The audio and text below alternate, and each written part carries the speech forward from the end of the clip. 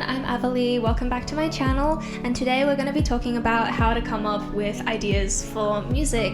A couple of my friends have asked me how I get ideas for new songs, so I'm going to be talking you through that process and giving you my 4 steps to inspire your creative mind.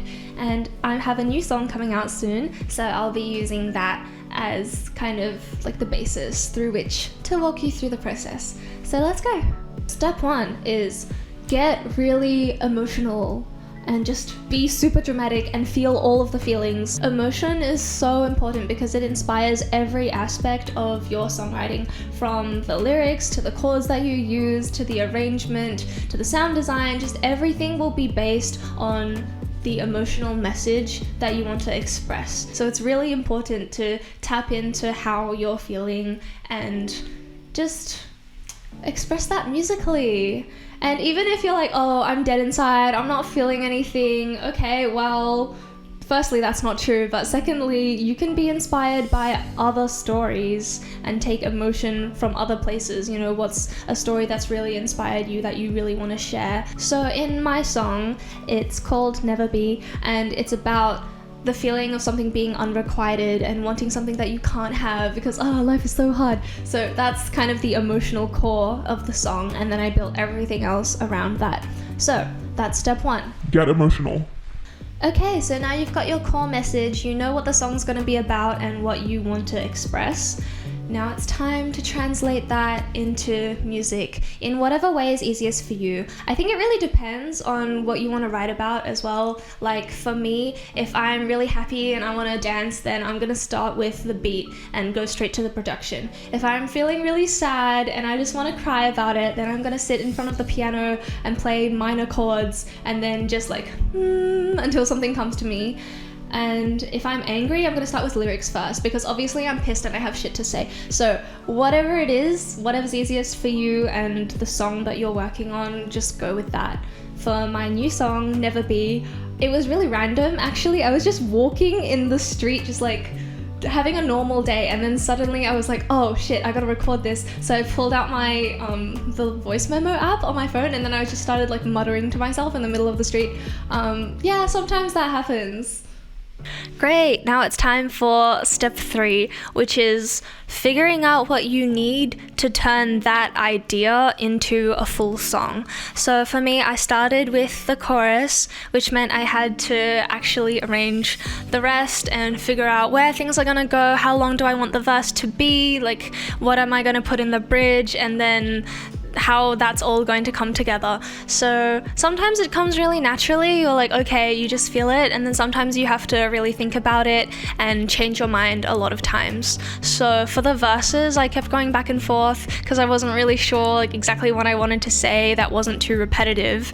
And then for the bridge, I changed the melody like heaps of times. So this was the first version, I'll play it to you. Felt like I had everything I wanted for that one moment in time. Tell me, how am I supposed to come down from that high when I can't?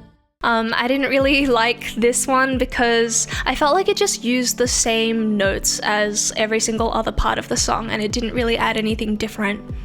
So then I changed the bridge, and this is the final version that I actually included in the song. Felt like I had everything I wanted for that one moment in time.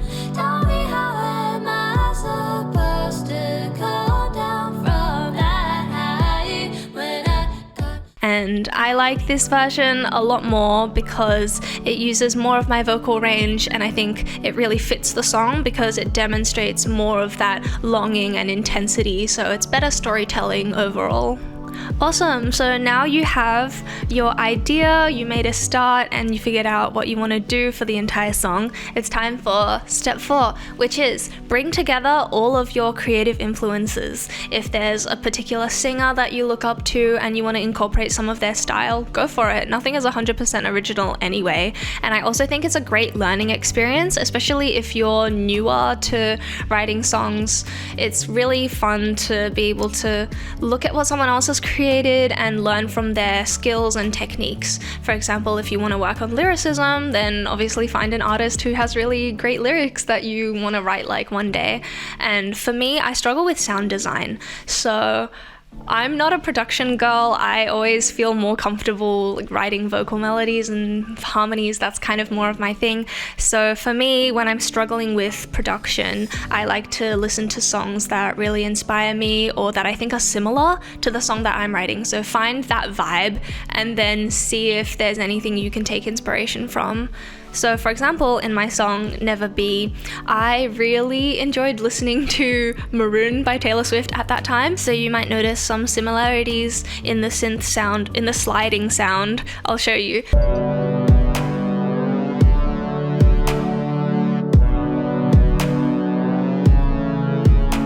I was really inspired by her musical production. I think it's very skillful to be able to keep a song so minimal and yet so interesting, and I don't know if I achieved the same effect. I hope it's not boring, but I tried. So you can let me know when the song comes out.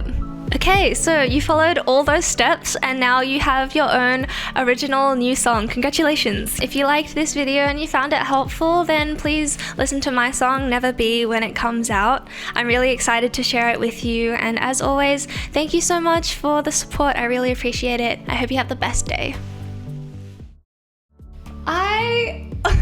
I was so cool until I started filming, and now I just have absolutely no idea what to say. Okay, let's do it again.